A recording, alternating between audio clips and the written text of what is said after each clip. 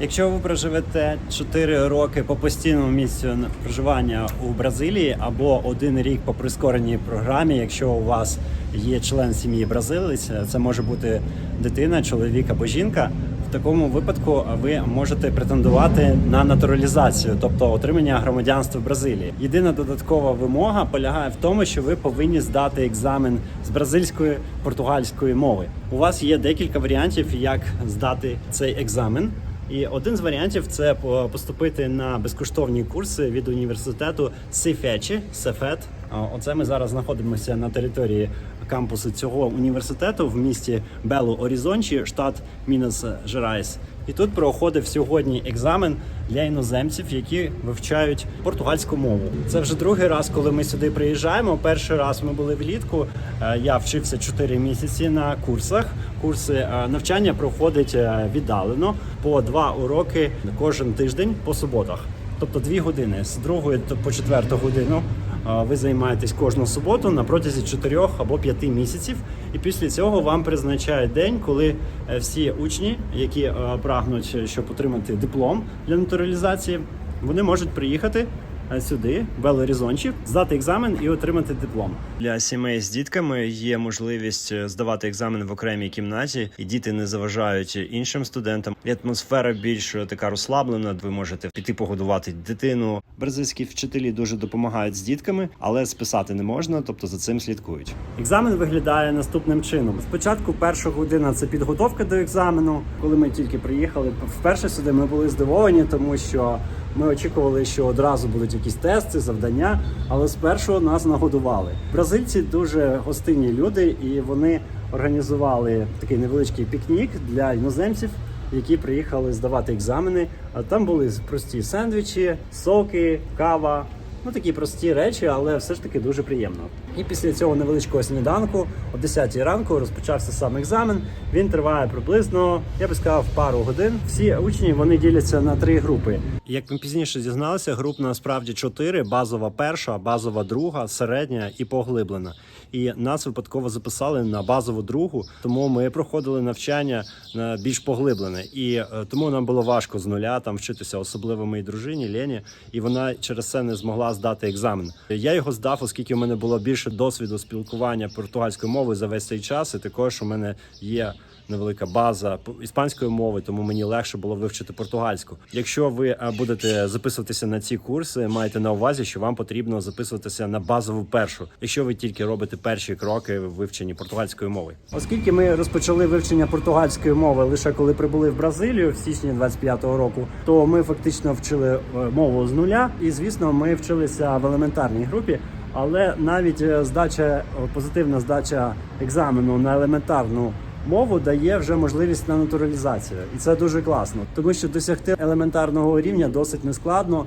Це дійсно рівень, я би сказав, А1 або А2, тобто прості розмови про себе, можливо, якісь побутові ситуації в ресторані, в кінотеатрі і щось таке. Сам екзамен складається з 2 етапів. Перший – це письмовий.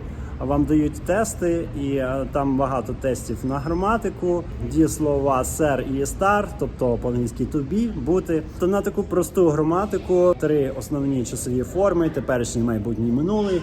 Вам потрібно вивчити декілька неправильних дієслів, щоб здати це. І також потрібно написати невеличке есе. Тема може бути «Як я провів вчорашній день», або «Як я провів свої літні канікули», або «Пригадай найкращий день в своєму житті». Після цього йде усний екзамен, займає буквально 10 хвилин, можливо навіть менше. І він складається з 2 етапів. Перший етап – це знайомство. Викладач питає у тебе, хто ти, чим займаєшся, яка у тебе сім'я, чому ти живеш в Бразилії, з якої ти країни. І такі можуть бути прості питання про твої хобі. Потім також мені показали одну картинку, на якій була зображена планета, навколо неї люди різних вір і кольорів шкіри. І вони всі трималися за руки. І був надпис щось по типу «Пас», тобто «Мир». І потрібно було описати, що ти бачиш на цій картинці.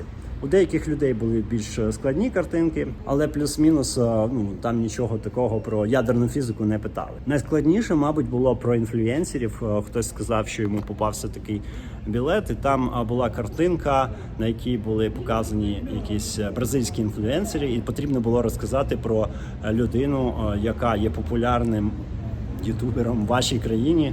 Можна було про мене розказати, наприклад. Ладно, бувають такі більш і менш складні завдання, і, звісно, вони постійно міняються, але надзвичайно важливо, що це безкоштовний курс, який можна пройти, не виходячи з дому, і один раз лише приїхати на екзамен. В нашому випадку їхати доволі далеко, і аеропорт від нас також далеко знаходиться, і тому ми вибрали їхати на автобусі 11 годин. На машині туди їхати не дуже приємно, по горах і, коротше, все-таки на автобусі, як на мене. Але це кожен для себе вже вибирає. До речі, в відео про автобуси я говорив брати з собою обов'язково теплі речі.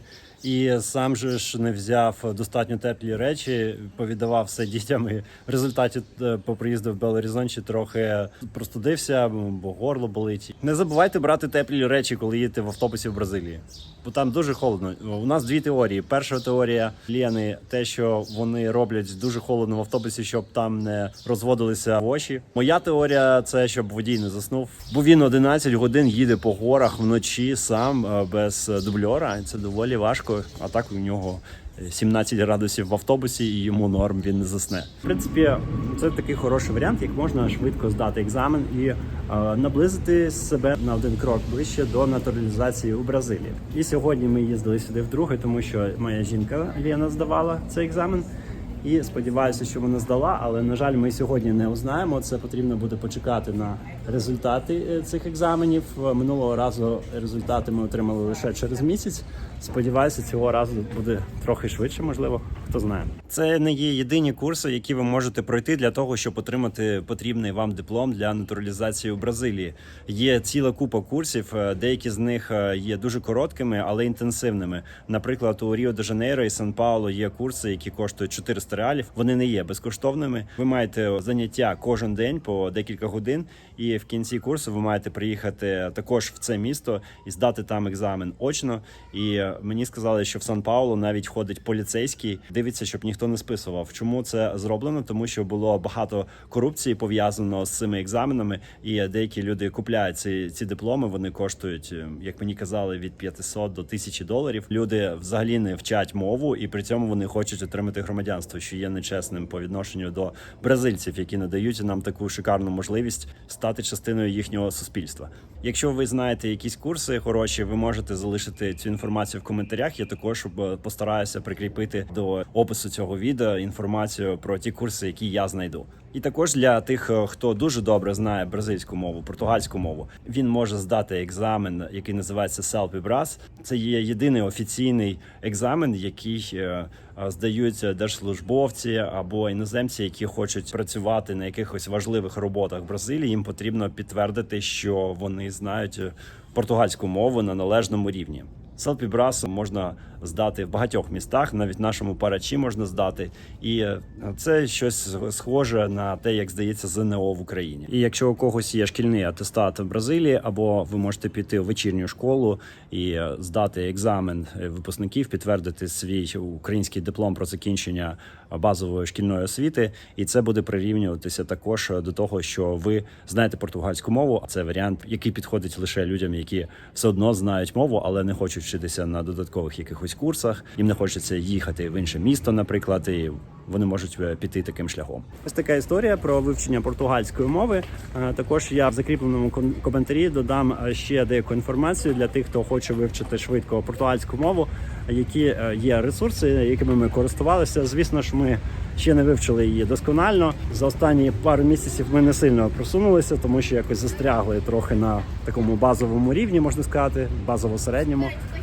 Бо цього, в принципі, достатньо для того, щоб виживати тут в Бразилії, коли ти не маєш багато досвіду спілкування з місцевими людьми і спілкуєшся дуже багато зі своєю сім'єю і по роботі англійською мовою, то якось так воно і відбувається. Сподіваюся, що вам була ця інформація корисна, і дякую за підтримку каналу, вподобайками, коментарями. До зустрічі в нових відео. Кому потрібна консультація про переїзд у Бразилію, будь ласка, подивіться в опис до цього відео.